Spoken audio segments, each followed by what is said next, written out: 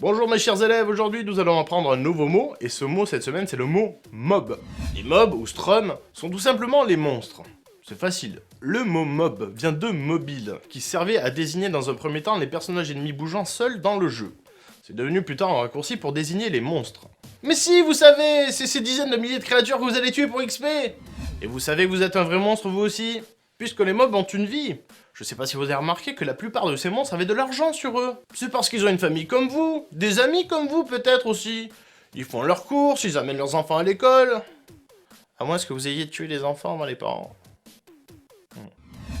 En tout cas, mes chers élèves, à la semaine prochaine pour un nouveau mot.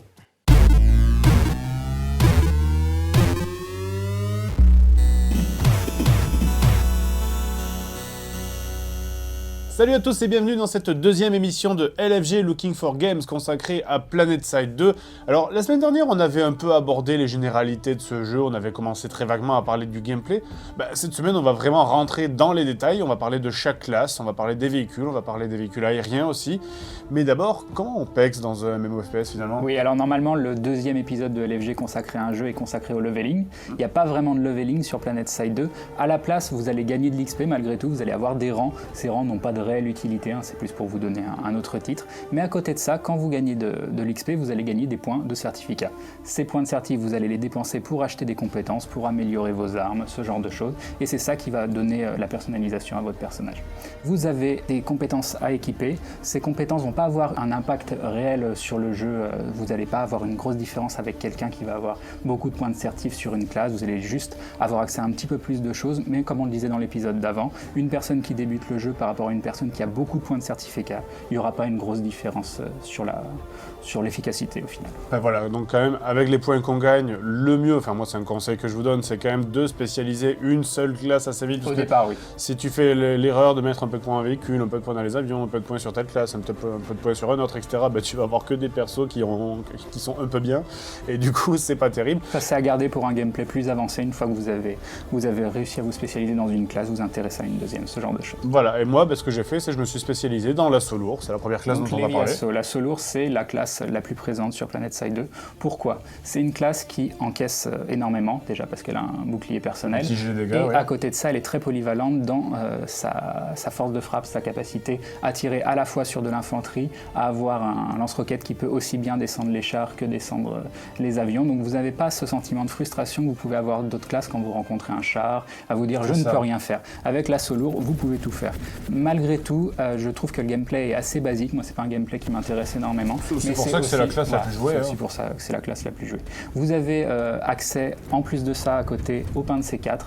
Les pains de C4, ça vous permet d'exploser les chars. C'est intéressant sur l'assaut lourd, mais ça vous permet de faire d'autres choses aussi à côté. Mais c'est surtout intéressant sur une deuxième classe, qui est l'assaut léger. L'assaut léger, c'est mon petit chouchou sur PlanetSide 2. C'est pas la classe que je préfère jouer, mais c'est la classe qui m'impressionne le plus. C'est pour moi la classe qui demande le plus de skill personnel.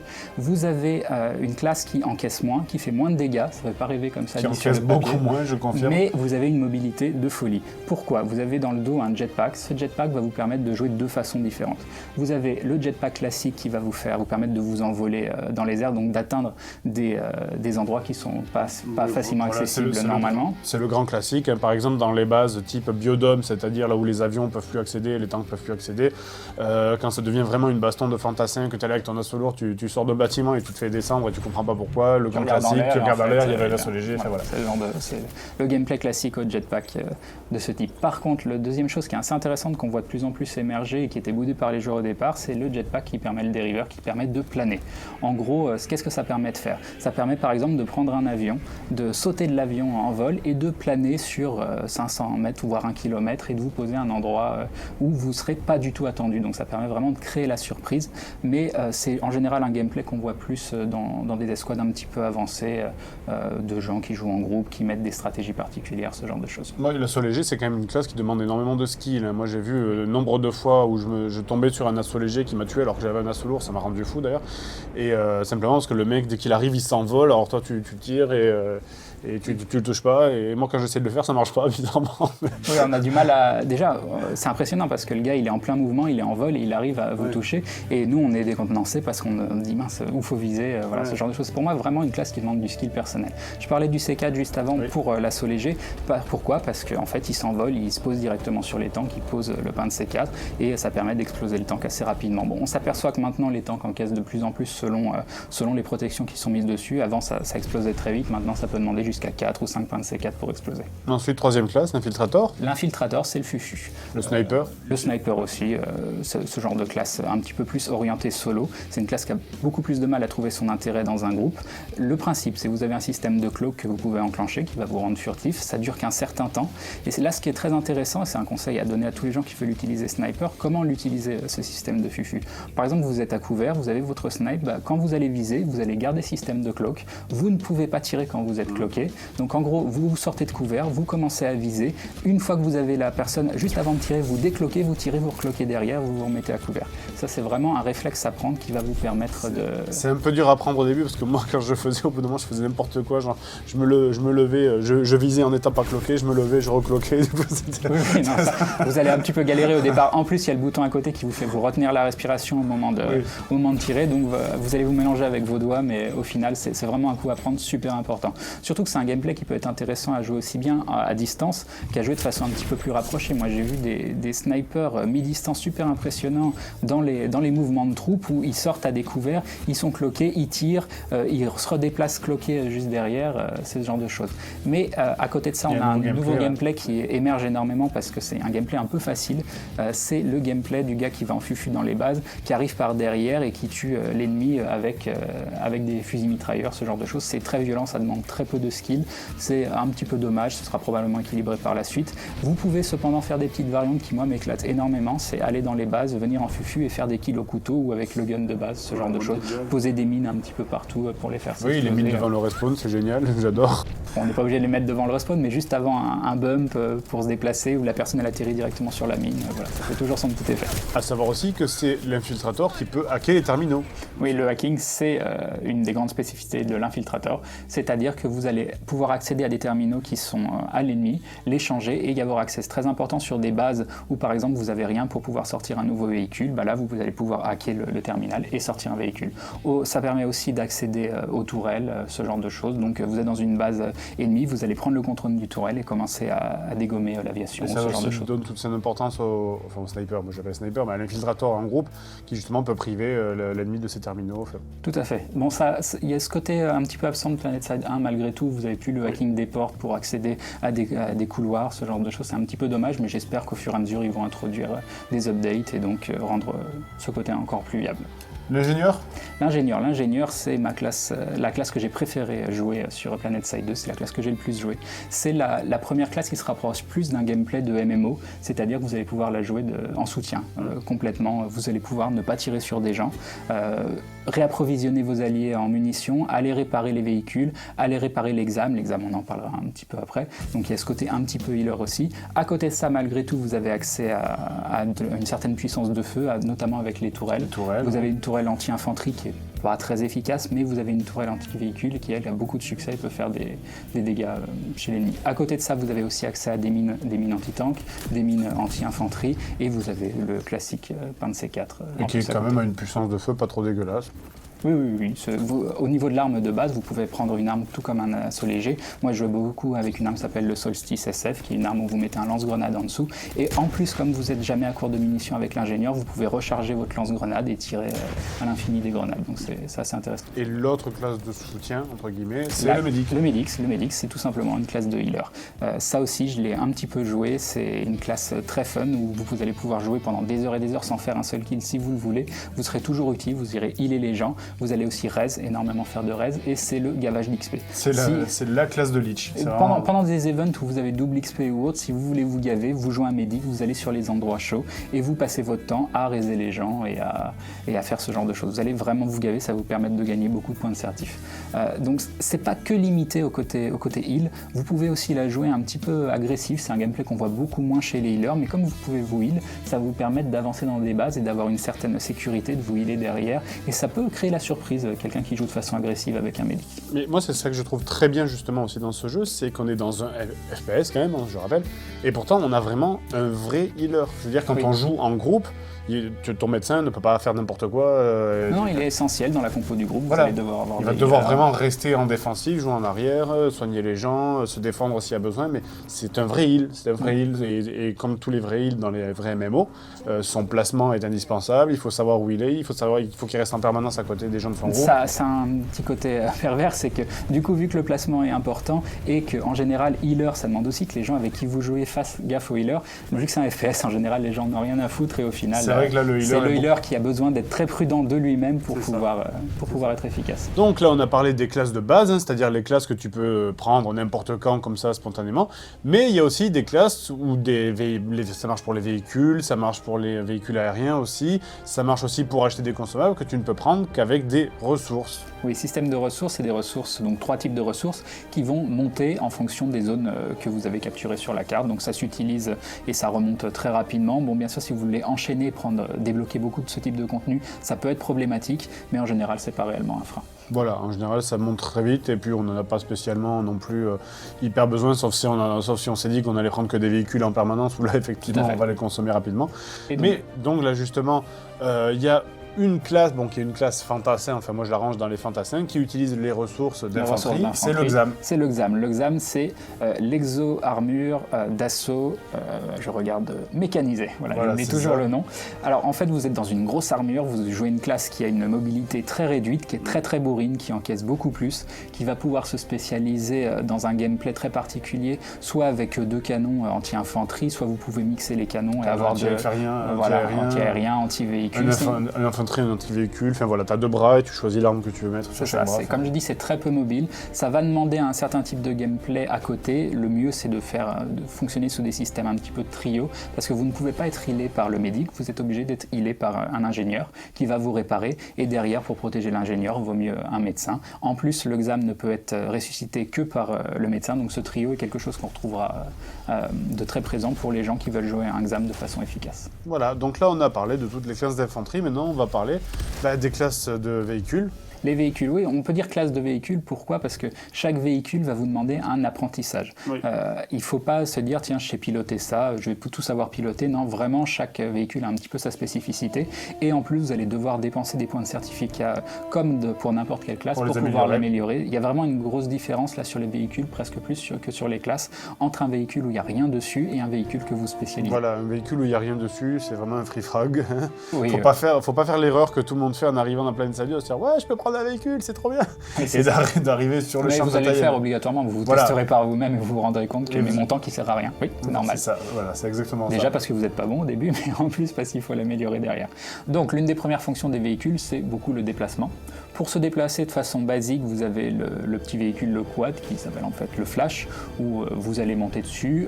Juste si tu as la flemme voilà, quand tu es tout seul, qu'il n'y a pas de véhicule, que tu as la flemme de prendre un gros véhicule, voilà. Tu prends un flash. La petite notion à noter, c'est qu'avant c'était une place, maintenant c'est 2 places. Vous pouvez mettre quelqu'un derrière qui peut en plus tirer avec son arme.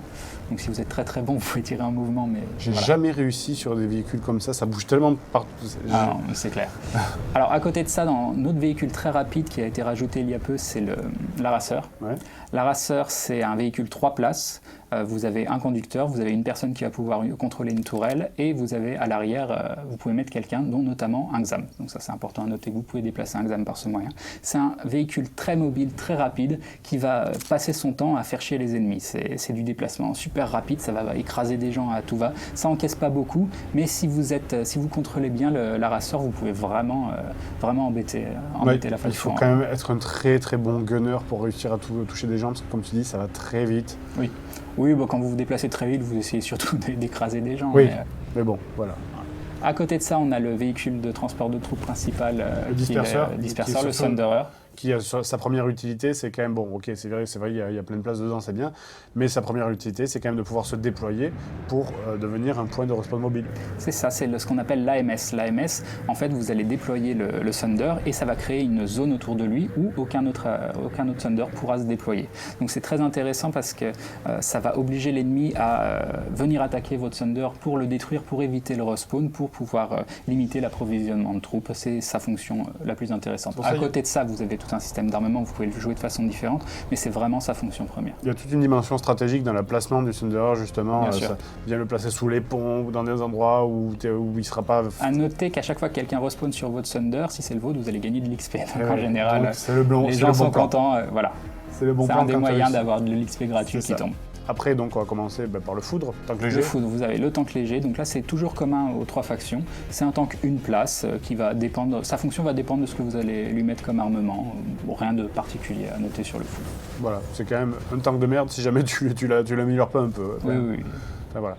Donc et ensuite, on va commencer avec les tanks SP à chaque faction. Alors, les tanks lourds, c'est là que vous allez avoir des véhicules différents pour chaque faction. Pour les Vanus, vous avez le Mag Rider. Oui. Pour les Terran, vous avez le Prowler. Et pour les NC, vous avez le Vanguard. Donc, ils ont chacun une particularité. Par exemple, pour les Vanus, le Mag Rider, c'est vraiment une façon de se déplacer particulière. Vous pouvez straffer avec un tank. Ouais. Straffer avec un tank, c'est assez inhabituel. La petite anecdote, extrêmement mobile. Il est très mobile. La petite anecdote, c'est quand vous êtes ingénieur et que vous voulez réparer le Mag Rider, vu qu'il peut straffer, il a une tendance à vous écraser, même si vous êtes son allié, vu que les gens ne regardent pas spécialement ce que vous faites. L'autre spécificité, c'est quand même, c'est un aérochar, il s'appelle en français, c'est un antigrave. Oui, il ressemble beaucoup au char des Eldar dans Warhammer 40 000. C'est vrai, il y a un petit côté, mais c'est un côté qui est très présent chez les Vanus, en fait, ce côté très Eldar de Warhammer. Voilà, et donc le fait que ce soit un antigrave, justement, fait que tu peux te déplacer, tu glisses beaucoup plus facilement et tu es beaucoup plus stable, entre guillemets, voilà. Donc le Mag Rider, ça a vraiment ce côté mobile. En plus, c'est un système de boost, ça vous permet de faire des petites subtilités niveau gameplay. À côté de ça, vous avez le Prowler. Donc le Prowler, il a un mode siège, il peut s'ancrer en quelque sorte. Il a un double canon. Et vous avez le Vanguard. Le Vanguard, lui, il a un bouclier, donc il est plus résistant. Et un gros canon unique, c'est le principe. Voilà, et donc ensuite, on va parler des véhicules aériens. Les véhicules aériens. Que je ne joue jamais parce que j'ai vite compris que j'étais nul, que j'arrivais jamais à tuer personne. C'est un constat que feront beaucoup de joueurs. Quand vous utilisez les véhicules aériens au départ, vous êtes complètement paumé au niveau de l'utilisation. C'est très important de configurer vos touches pour bien utiliser les véhicules aériens. C'est un gameplay qui devient très jouissif une fois que vous maîtrisez le déplacement. Je vous conseille vraiment d'aller dans la zone d'entraînement et de les tester. Vous allez vite voir qu'en fait, il faut limite désynchro la main droite de la main gauche. La souris, elle va à droite et la main gauche, elle appuie sur la gauche pour pouvoir tourner de façon efficace.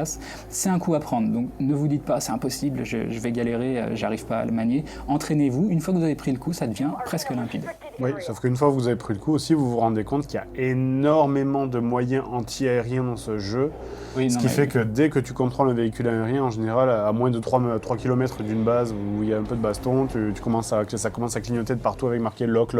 C'est ça. À moins d'être très bon avec un véhicule aérien, mais c'est aussi valable pour les tanks, vous allez voir que votre vie va être très dure dès que vous êtes dans un véhicule. Oui. Là où ça devient intéressant et plus jouable, c'est quand vous faites des gros mouvements, donc avec beaucoup de tanks ou beaucoup de véhicules aériens, où là ça peut avoir son intérêt. Donc ces véhicules aériens, vous en avez 3 types. Vous avez le transporteur de troupes, le Galaxy. Galaxy, c'est un énorme véhicule qui permet de transporter 12 personnes, un peu comme le Thunder, mais version aérien. Ça permet vraiment d'emmener vos troupes très très loin sur la map et de les déposer à cet endroit-là. Faire des drops, parce que tu peux les lâcher. Oui, vous ne prendrez pas de dégâts, vous descendrez petit à petit et ça permet de lâcher des gens sur un endroit de la map difficilement accessible. Sur une base, par exemple. À côté de ça, vous avez les libérateurs qui sont les bombardiers. Les bombardiers, c'est du véhicule 3 places. Vous avez le gars qui pilote, vous avez un gunner central, un gunner arrière. Et à côté de ça, on a les ESF. Les ESF, en fait, ce sont les chasseurs. Et là, tout comme les tanks, ils ont leur spécificité. Donc vous avez côté Vanu, vous avez la Sight. Côté NC, vous avez le River. Et côté Terran, c'est le Mosquito. Donc ils ont des spécificités, mais on se rend compte qu'avec les différents patchs, il y a beaucoup de modifications qui sont faites dessus. Donc c'est un petit peu difficile de se prononcer sur le gameplay de ces chasseurs pour l'heure actuelle. C'est vrai que ça change tout le temps, mais bon, en gros, le Mosquito est très agile, le River, bon bref. Ça, c'est... De toute façon, moi, je sais pas les jouer, donc c'est simple. Et justement, la semaine prochaine, on va rentrer encore plus dans le détail. Oui, là, on a vu un petit peu les bases sur ce que vous allez choisir de jouer et comment il faut les jouer de façon basique. Mais vraiment, l'intérêt, c'est une fois que vous avez appris à jouer votre classe, votre véhicule, c'est de donner une synergie avec les gens, à la façon dont vous allez acquérir de l'expérience par rapport à ça. Et c'est ça qui est vraiment le gros intérêt de PlanetSide 2. C'est ça, parce que justement, PlanetSide 2, c'est un jeu qui est complètement différent, qui n'a rien à voir absolument selon qu'on y joue seul ou selon qu'on y joue en groupe. Et ça, on le verra dans la semaine prochaine, ça veut rien dire, la semaine prochaine, dans le prochain numéro de LFG Looking for Games. Et c'est la fin de ce deuxième épisode de LFG. Alors, vous avez choisi quoi? Un truc qui tire ou un autre truc qui tire? Enfin bref, de toute façon, si vous êtes comme moi, peut-être que vous savez pas viser, auquel cas ça vous servira pas à grand chose. Allez, rendez-vous la semaine prochaine pour un épisode réservé aux fans de stratégie, avec un invité qui gère des événements et des attaques regroupant plusieurs escouades françaises et qui va nous parler de ses tactiques. Et c'est la semaine prochaine dans LFG Looking for Games. You stand against heresy, anarchy, and you never forget the proud tradition you serve.